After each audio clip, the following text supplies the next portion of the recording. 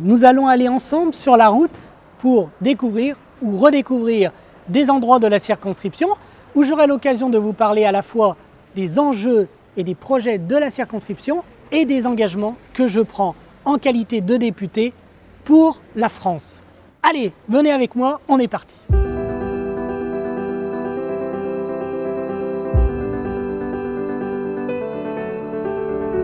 Merci Michel de ton accueil. Michel Levrat, il est maire de Sainte-Croix et aussi agriculteur, éleveur de chevaux. Donc c'était important d'être ici dans cette commune pour vous parler à la fois agriculture et pour parler développement durable.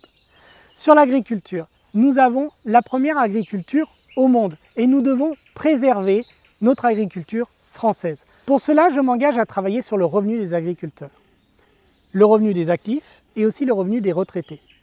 En qualité de député, je soutiendrai l'augmentation des retraites, et particulièrement des veuves. Nous travaillerons aussi contre la surnorme à l'encontre des agriculteurs. La France ne doit pas avoir plus de normes que ce qu'ont les États européens ou dans le monde entier.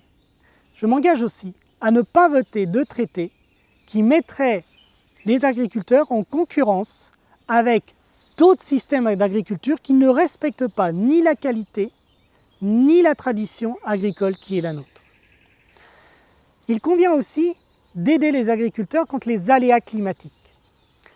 La sécheresse est un élément majeur.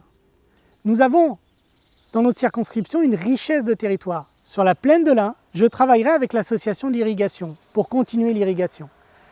Sur les étangs de la Dombes, nous allons travailler pour créer de nouvelles réserves en eau afin de donner des moyens aux agriculteurs et aux pisciculteurs de pouvoir lutter par eux-mêmes contre ces événements naturels. Mais attention, il ne s'agit pas d'accepter du dogmatisme. Nous devons avoir des éléments très concrets et très précis. Nous faisons le choix d'une mixité énergétique. La France est leader sur le nucléaire, nous poursuivrons l'installation des EPR.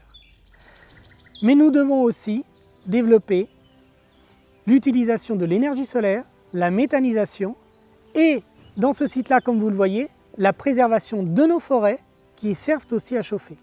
Il faut aussi aider nos concitoyens à mieux isoler leur maison, car la première dépense énergétique, c'est le chauffage.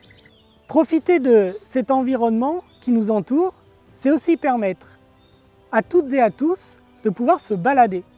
Et pour cela, je vais travailler avec les communes et les intercommunalités pour continuer à mailler le territoire en mode doux, afin que vous puissiez vous déplacer à pied, en vélo, pour visiter nos communes rurales qui ont une énorme diversité environnementale et qui ont aussi du petit patrimoine à visiter et par là même à découvrir la gastronomie, à découvrir les commerces locaux et donc à créer de l'activité économique par nos déplacements qui sont des déplacements touristiques.